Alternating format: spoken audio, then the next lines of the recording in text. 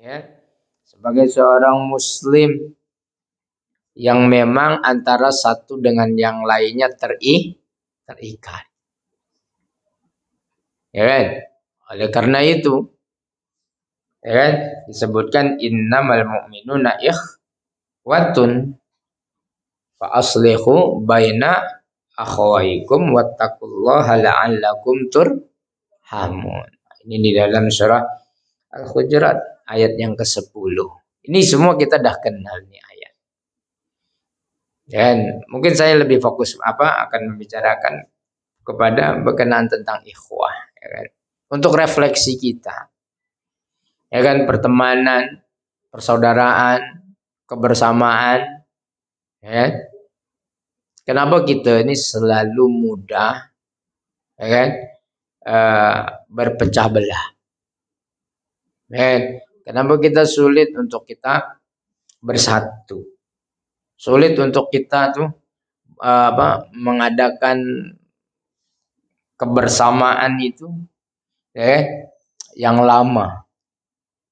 Tapi selalu kita mudah untuk dipecahkan. Padahal dah jelas kita ini disatukan dengan akidah, dengan tauhid. Ini adalah ukuran yang paling kuat untuk kita bersatu. Karena kita satu Tuhan. Ya. Allah, satu Nabi, Nabi Muhammad SAW, sama kitab, yaitu kitab Al-Quran. Maka seharusnya akidah tauhid ini menjadi modal, titik awal, asas yang kuat untuk kita ini mudah bersatu dan mudah bersama. Asal bapak moyang kita pun juga yang sama kan, yaitu Adam alaihissalam. Sama kita. Jadi sesungguhnya kita ini ya tadi jelas tak ada perbedaan. Karena tadi diikat dengan ukhuwah, persaudaraan. Yang lebih kita kenali dengan apa? Ukhuwah Islamiyah. Ini yang seharusnya yang menguatkan kita lah. Ya itu tadi. Ya kan? Ego mengalahkan akidah. Padahal itu tadi. Menyalahi. Jadi kembali lagi, mari kita sama-sama memahami apa itu sebenarnya ukhuwah itu apa. Persaudaraan yang sebenar itu seperti apa? Mungkin saya pernah juga menyinggung berkenaan ikhwah. Pertemanan kita ini bukan hanya setakat keperluan dunia, betul tak? Tapi juga pertemanan ini dalam Islam itu diikat hinggalah ke akhirat. Karena masing-masing persahabatan pertemanan kita ini dapat memberi syafaat di antara satu dengan yang lainnya. Nah itu. Jadi alangkah rugi kalau kita itu punya teman tidak kekal. Punya sahabat tidak kekal. Mudah kita dipecah belah. Kan? Rugi.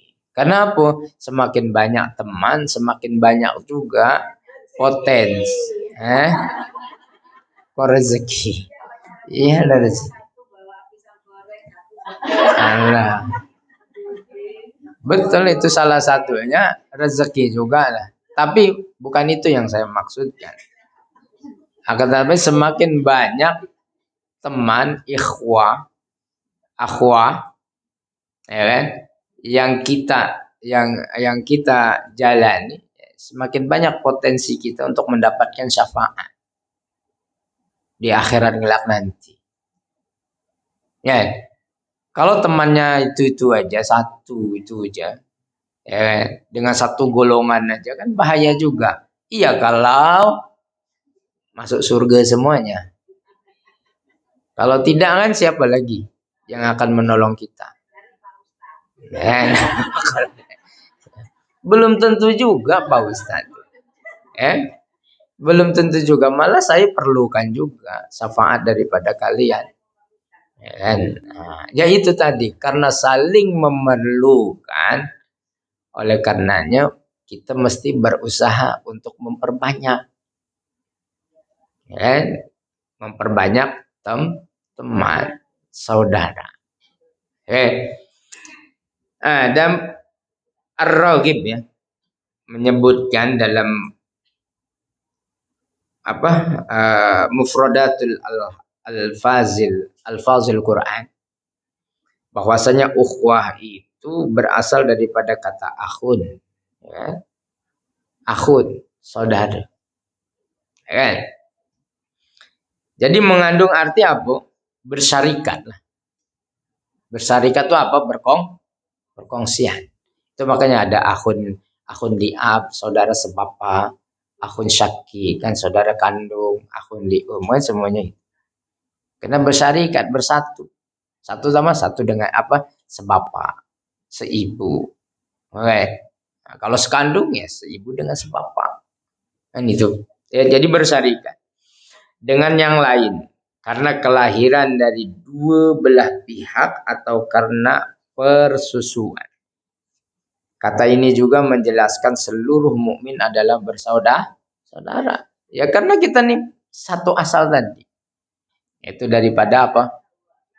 Nabi Adam alaihissalam dan juga ibu kita Hawa. Satu tuh. Oke? Entah susuan ke berapa kan gitu kan. Yang jelas turunan. Satu turunan, satu garis lurus kepada Nabi Adam alaihissalam. Tak tahu pula mungkin ada ke sini yang di luar daripada Nabi Adam. Tak ada. Ya mungkin kalau orang yang menerima teorinya Darwin mungkin juga. Berasal daripada monyet mungkin kan. Ya, tapi saya tanah lah kalau daripada monyet. Oke. Gitu. Akan tetapi menurut Imam Hasan Al-Banna bahwasanya ukhuwah dapat diartikan sebagai keadaan mengikatnya hati-hati dan jiwa-jiwa dengan ikatan akidah. Ikatan inilah yang mendefinisikan ukhuwah sebagai saudara keimanan, ukhuwah Islamiyah. Diikat oleh jiwa-jiwa dan juga ikatan akidah tadi. Oleh karena itu dalam kitab pertemanan dan persahabatan ini mestilah atas dasar apa? Lillahi ta'ala. Ikatan persaudaraan karena Allah. Kalau bukan karena Allah itu susah tadi. Akan dikalahkan dengan ego. Akan dikalahkan dengan kepentingan. Itu. Tapi kalau persahabatan, persaudaraan itu didirikan atas dasar lillahi ta'ala, ikatan akidah yang kuat, maka itulah yang sebenarnya ukhuwah Islamiyah. Tetapi kalau hanya sebatas keperluan, kepentingan, keegoan, itu adalah bukan ukhuwah Islamiyah. Itu hanya sebatas ukuran ukhuwah duniawiyah saja. Ya, maka tak heran ketika berselisih faham sedikit, putus nyambung. Hanya banyakannya begitu yang terjadi. Ya kan, ketika terputus, saling membuka aib antara satu dengan yang lain. Ini burukan dia burukan dia juga. Padahal sama-sama buruk. Ini teman. Ya. Jadi pada intinya ukhuwah itu adalah jalinan persaudaraan. Jalinan persaudaraan yang didasari dengan keimanan pada Allah dan juga Rasulnya. Ini yang sebenar-benar persaudaraan. Jadi atas dasarnya Allah dan juga Rasulnya. Oleh karena itu ketika bertelingkah, ketika berselisih faham, farudduhu ilallahi wa rasuli. Ya, ketika berperselisihan itu timbul, maka apa? Dikembalikan. Farudduhu ilallahi wa rasuli, dikembalikan kepada Allah dan juga Rasul segala urusannya. Nah itu jadi bukan bicara di atas ego, bukan bicara di atas kepentingan. Ini yang perlu kita paham. Ya, maka jalinlah persaudaraan itu atas dasar apa? Ukhuwah Islamiyah. Terikat dengan satu akidah. Akidah percaya kepada Allah, percaya kepada Rasulullah. Ketika menemukan kesalahpahaman, ketika sudah dibermusyawarahkan, namun tidak juga menemukan titik temu, farudduhu ilallah. Itu simpan. Kembalikan semuanya itu kepada apa? Kepada Allah. Biar Allah yang memberikan petunjuk. Tak perlu untuk kita apa? Bersumpah di atas nama pocong. Kan itu yang banyak timbulnya akhirnya. Ya kan? Nah. Jadi begitu. Dalam hal ini untuk kita kekal, mengekalkan dan mudah untuk kita membina persaudaraan dalam Islami, ya. Maka kita harus melakukan 4 asas. 4 asas ukhuwah Islamiyah yang diajarkan dalam Islam.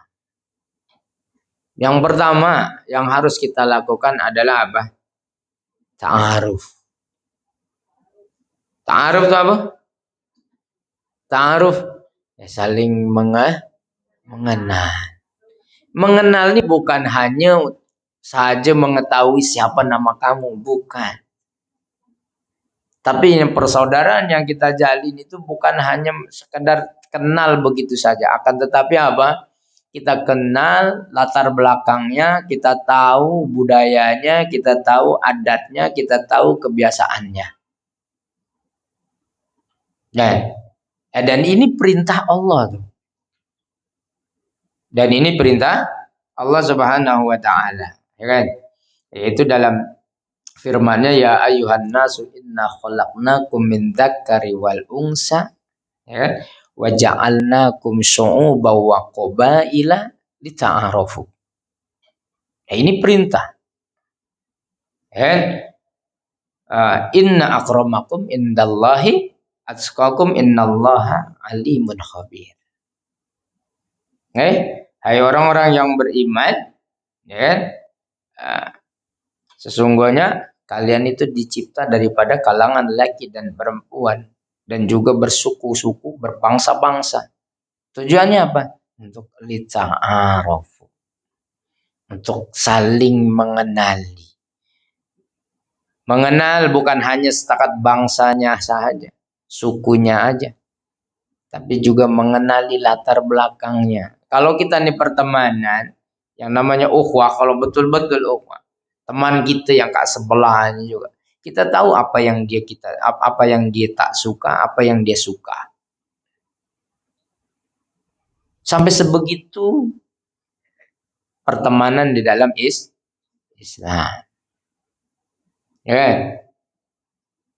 Rasanya sulit kalau kita belum mengenal sesungguhnya. Ibarat pepatah itu kan, tak kenal maka tak sayang, tak kenal maka tak cinta. Ya kan? Bukan tak kenal nomor handphonenya aja, jangan. Tapi mesti nak kenal tadi. Segala sesuatunya. Apa yang dia tidak suka, apa yang dia suka, latar belakangnya. Bagaimana muka dia ketika dia punya masalah. Bagaimana menyikapinya ketika bertemu terjadinya perselisihan, dan itu baru dikatakan ta'aruf, mengenal, kan? Nah, jadi asas ini, ya, ta'aruf ini, ya, penting di dalam persaudaraan, di dalam pertemanan, persahabatan.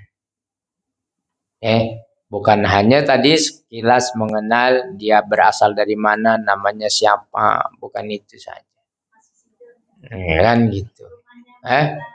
Masih single itu lain tuh. Oke? Itu. Oke? Jadi di ta'aruf tadi ingat, ya, bukan hanya sebatas mengenal nama, bukan hanya sebatas mengenal fisik yang bersifat fisik, identitas ringkas, ya, namun mengenal lebih apa? Lebih dalam lagi. Seperti latar belakang, pendidikan, budaya, keagamaan, pemikiran, ide-ide, ya, cita-cita. Semuanya kita harus mengetahuinya. Kalau kita dah tahu, insya Allah kita akan saling memahami, mudahlah untuk kita saling memahami. Tapi kalau belum mengenal sebegitu dalam, susah. Gitu. Begitu juga lah. Ini juga boleh, ini juga dijadikan tip untuk kita mencari jodoh juga. Dengan ta'aruf. Ta'aruf bukan cinlok, bukan. Ya kan? Bukan itu. Nah, tapi lebih dalam lagi. Ya kan, karena kalau perkawinan ini itu kan bukan penyatuan antara kita dengan dia saja. Tapi dalam perkawinan itu penyatuan antara kita, keluarga kita, dan juga keluarga dia.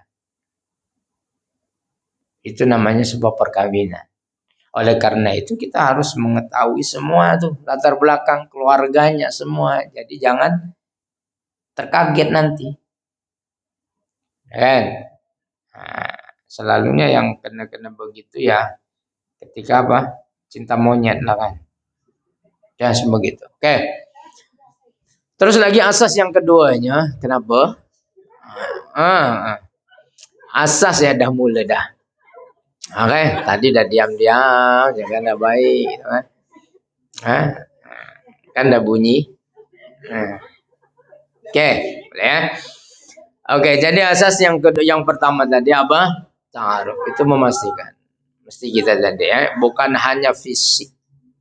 Ya, bukan hanya fisik yang harus kita ketahui, tapi juga tadi segala sesuatu yang berkaitan dengan teman kita, dengan kawan kita itu. Ya, jadi yang keduanya apa? Asas untuk kita memudahkan persahabatan kita tuh kekal. Ya, persaudaraan kita itu terjalin dengan kuat sehingga tercipta ukhuwah Islamiyah yang kuat, maka harus ada tafahum. Selepas ta'aruf tadi, beralih yang keduanya tafahum. Tafahum bukan tak faham ya. Tafahum adalah saling memahami. Saling memahami. Memahami kelebihannya, memahami kekurangannya. Kita tak mau memahami hanya kelebihannya saja. Ketika timbul kekurangan kita tak mau paham, tak nak tahu. Kan? Aku tahunya engkau ini baik. Aku tahunya engkau ini begini begitu.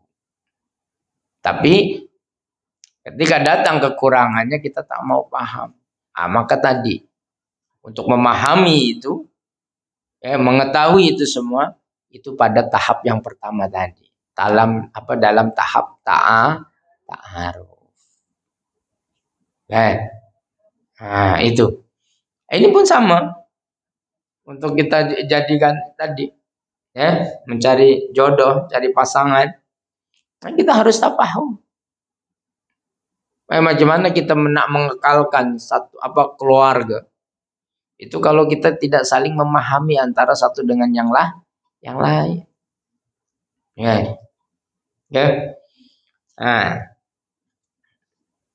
Jadi kita harus paham kelemahan masing-masing, kelebihan masing-masing, kekuatan masing-masing, ya. Bila tercapai ketafahuman itu, ya, pastinya akan mudah, persahabatan itu untuk kita kekalkan selama-lamanya. Karena saling paham, memahami. Ada beberapa ciri, ya, seseorang itu sudah tafahum, sudah memahami kita. Ada cirinya. Yang pertama, memiliki empati. Apa empati itu? Selalu ada ihsan. Ada perasaan belas kasihan. Ya kan? Simpati. Ya kan? Simpati. Bukan kartu simpati, kartu simpati. Empati. Nah, pasal empati ini dia lebih dalam lagi. Ya kan? Mungkin begitulah. Oke? Simpati itu hanya rasa kasihan aja. Tapi lebih dalam lagi. Ya. So itu. Ya.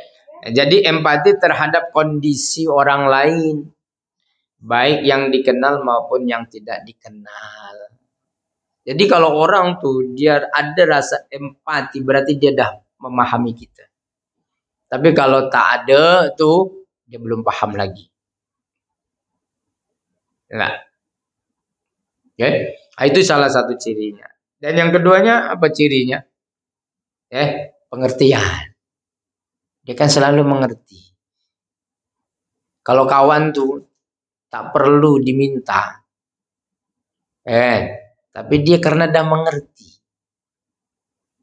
Tadi dari dalam ta'aruf, kalau kita dah mengenali betul-betul, ya tahu, kawannya lagi susah. Tanpa harus diceritakan, saya lagi susah. Tak perlu. Tapi kawan yang sudah tafahum, dia akan tahu kawannya lagi dalam kesusahan. Dan dia secara langsung dia akan menanyakan, kok lagi apa tuh? Kan lagi apa? Kau lagi ada masalah. Aku tengok kau lain macam. Nah, itu semuanya.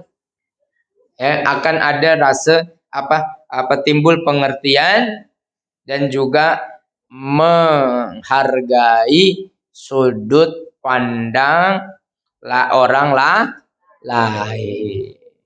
Dia tidak memasukkan sudut pandang dirinya sahaja. Akan tetapi dia juga akan memandang penting sudut pandang orang lain. Kalau sudah tafahum. Selain daripada pengertian juga mudah menghargai. Menghargai setiap perbedaan antara individu maupun kelompok. Dan kalau adanya perbedaan tuh tak heran. Dia akan selalu menghargai perbedaan itu. Bukan menjadikan perbedaan itu sebagai satu konflik. Karena kalau memandang perbedaan itu satu konflik, maka yang akan timbul adalah perpecahan. Perpisahan.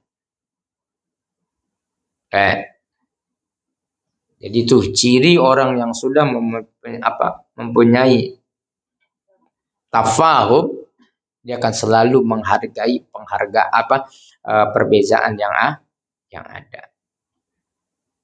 Lagi menjauhi konflik. Dia berusaha keras,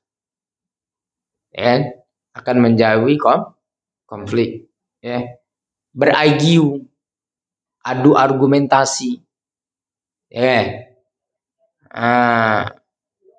Tak mau satu dengan yang lainnya, tak mau mengalah. Berdebat tak ada habis-habisnya. Kenapa? Saling karena sama-sama ngeyel, nggak mau ngalah. Padahal pertengkaran itu Tak ada, tak ada gunanya.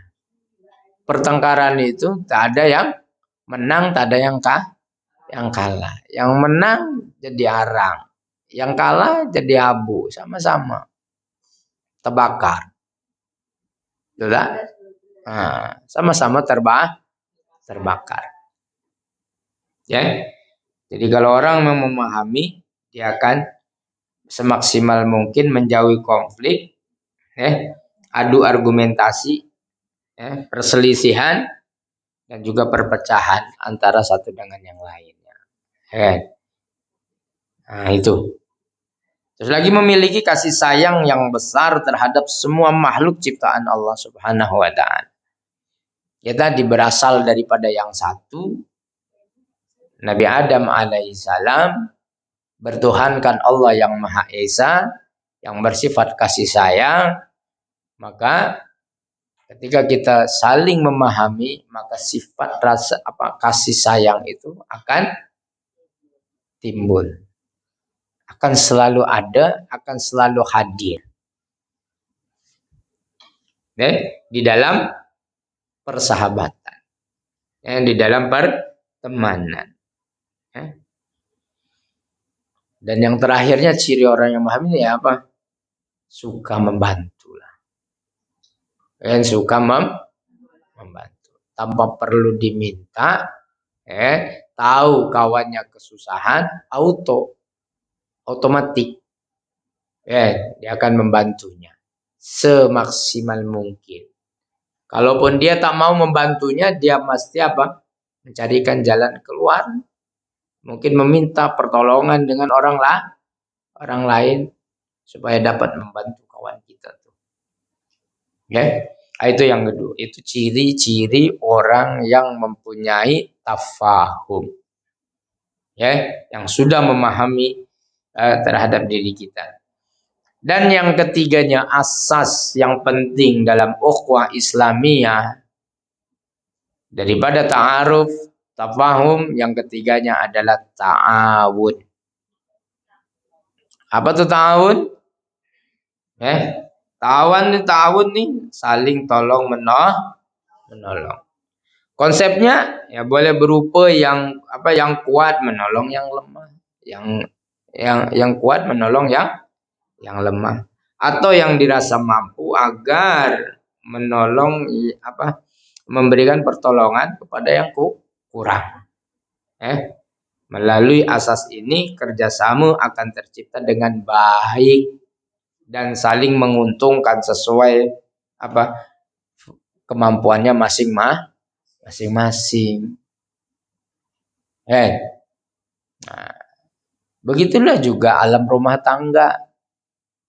Ketika suami istri itu disatukan, bukan kesempurnaan yang disatukan.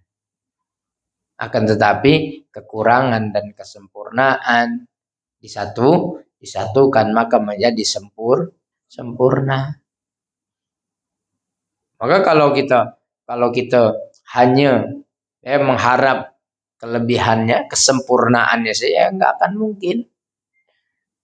Karena tiada siapa yang sempurna.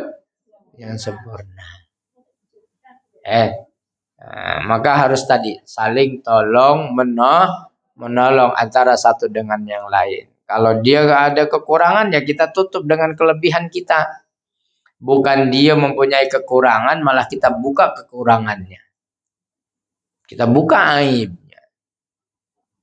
Nah, ini dalam Allah berfirman ta'awanu 'alal birri wat taqwa wa la ta'awanu 'alal ismi wal udwan. Itulah kan yang diperintahkan oleh Allah Subhanahu wa taala, ta'awanu 'alal birri wat taqwa. Tolong menolonglah kalian itu kepada kebaikan dan juga takwa. Wala ta'awanu 'alal ismi wal udwan. Jangan kau tolong menolong di atas dosa dan juga permusuhan. Jadi sesiapa yang menjadi batu api, tahu batu api?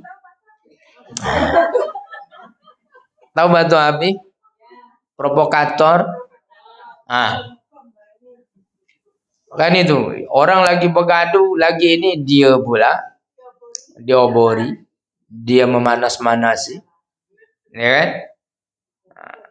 Jadi itu bukan, itu namanya tawanu udwanah.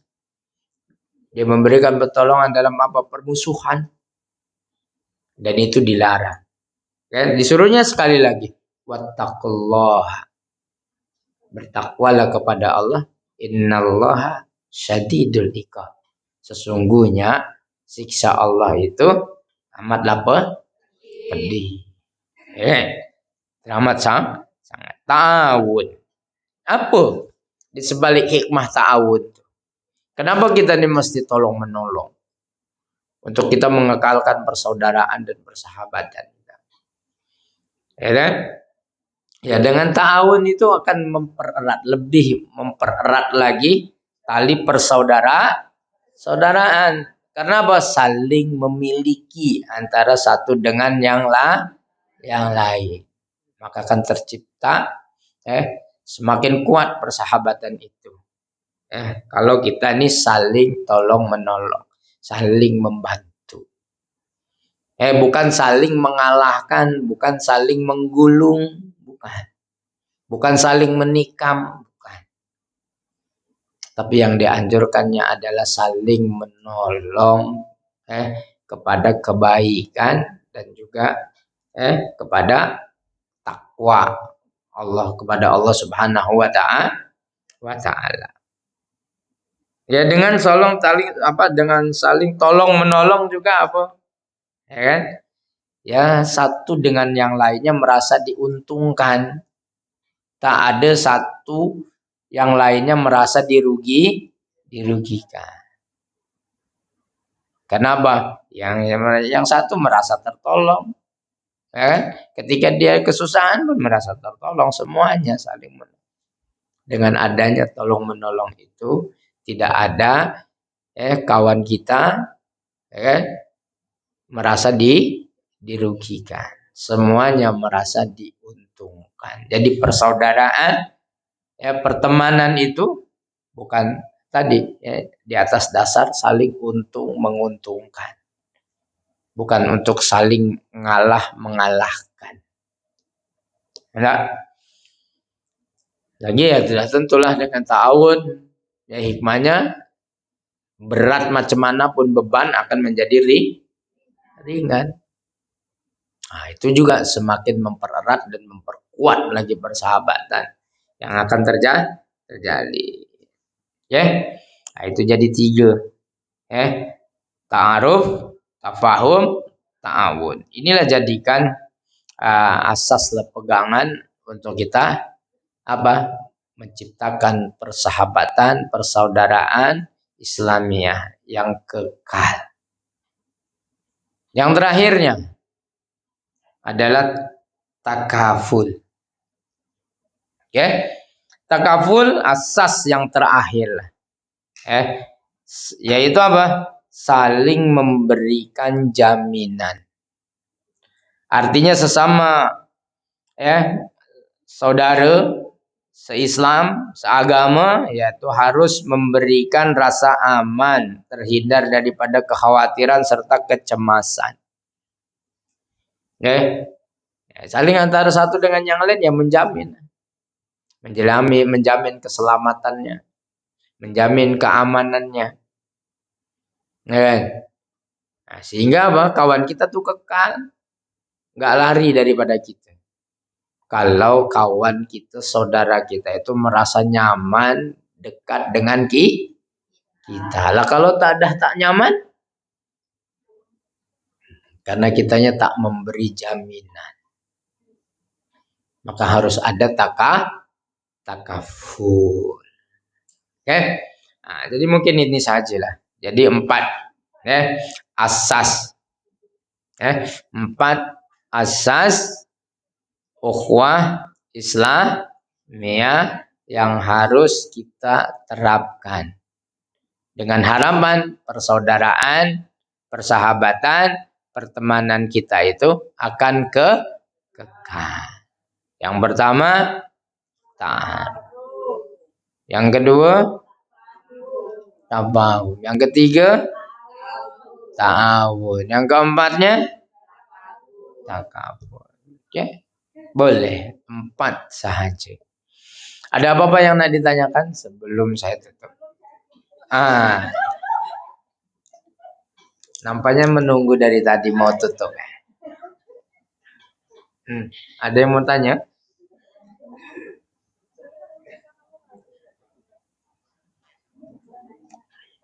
Ada tak? Tak ada? Tanya apa aja, soalan apa aja. Saya suka kalau ada soalan. Ayo. Tak ada. Oke lah, kita tutup dengan tasbih kafarah. Mau tanya? Oke, kita tutup dengan tasbih.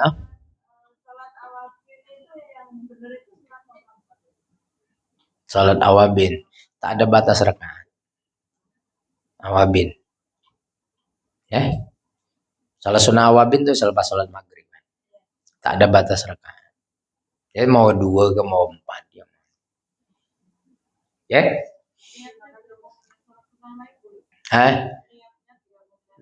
Tak boleh. Kalau ini Ba'diyah maghrib itulah awabin masuknya. Nak sendiri pun boleh. Boleh kalau nak itu. Tapi kalau kita kita niatkan awabin, tapi kita niatkan ba'diyah, itulah awabin kita.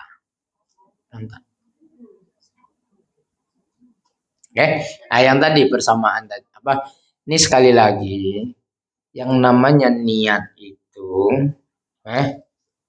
satu niat satu perbuatan. Tak boleh satu niat untuk 2 perbuatan. Paham tak? Tak boleh digabungkan saya niat sholat ba'diyah dan juga awabin. Tak boleh. Satu aja. Kalau nak ba'diyah.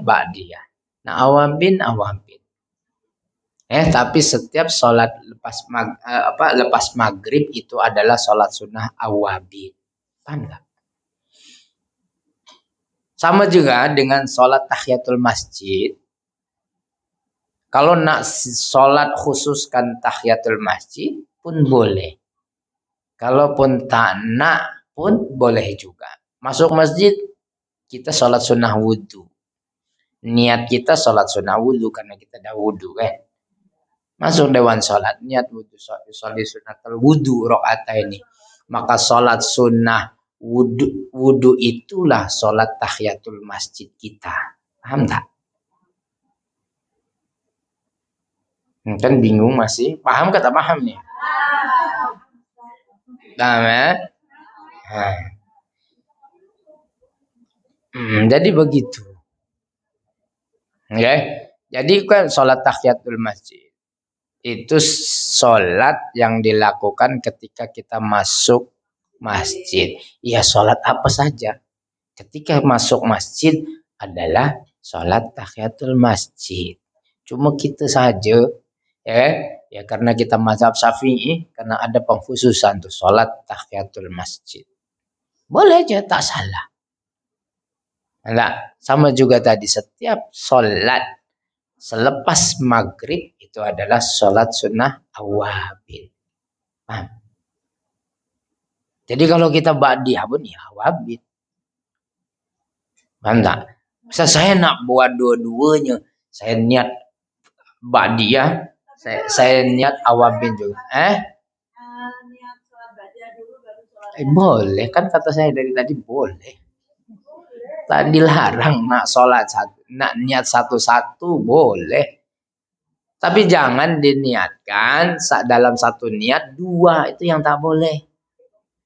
Paham tak?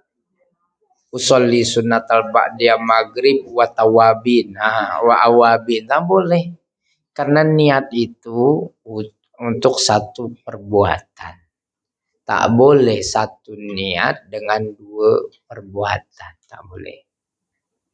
Nah, itu akidah. Sama juga sholat suruh. Sama juga dengan sholat suruh, sholat duha. Kalau nak dipisahkan, saya nak satu-satu saat sholat saya sholat suruh. Saya lepas sholat suruh, saya niat sholat duha. Ya silahkan, boleh. Enggak.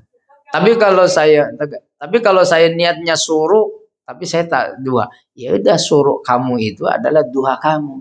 Enggak. Kalau awabin itu yang benar niatnya awabin atau waflah? Awabin. Ya. Sama juga tuh nak suruh ke duha. Apa yang penting lah. Suruh ke duha. Gitu. Ya. Karena ada. Tapi kalau kita nak pisahkan, misalnya saya nak suruh, lepas suruh, saya niat sholat duha, ya silahkan, tak masalah. Ya, itu. Kan? Itu. Oke, jadi tak boleh. Oke.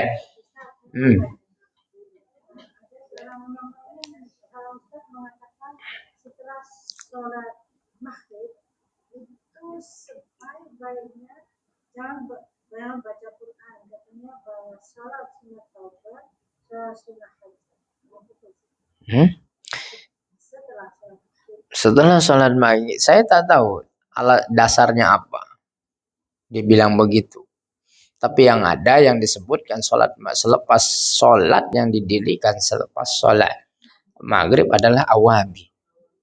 Ya kalau mungkin karena hajat ataupun taubat itu tak dilarang. Bila-bila karena dia tidak tertakluk pada waktu. Iya. Ingat, sholat itu dia ada mu'allakun bil makan, ada mu'allakun bil wakti. Nah, kalau sholat taubat, hajat itu tak ada ikatan mana-mana. Tak ada ikatan tempat, tak ada ikatan waktu. Ya, so jadi boleh aja. Kalau dia memang menganjurkannya itu ya silahkan. Tapi saya tahu, tapi mengatakan itu lebih baik dilaksanakan lepas maghrib, itu wallahu alam saya. Dasarnya apa? Enggak? Gitu. Karena sholat taubat dengan hajat ini tak ada punya ikatan waktu. Itu. Boleh? Boleh. Apa lagi? Dia boleh yang nyambungkan. Nah, boleh? Boleh. Oke. Itu aja lah. Subhanakallahumma wa bihamdika asyhadu an la ilaha illa anta astaghfiruka wa atubu ilaik. Bismillahirrahmanirrahim. Wal 'asri innal insana lafi khusr illa alladziina aamanu wa 'amilus shalihati wa tawassaw bil haqqi wa tawassaw bis sabr. Allahumma ra'amna bil Qur'an waj'alhu lana imaman wa nuran wa hudan wa rahman. Allahumma dzakirna minhu ma wa 'allimna minhu ma jahilna warzuqna tilawatahu ana al-laili wa atrafan nahar waj'alhu lana hujjatan ya rabbal alamin walhamdulillahi rabbil alamin. Taqabbalallahu minna wa minkum qabbal ya karim.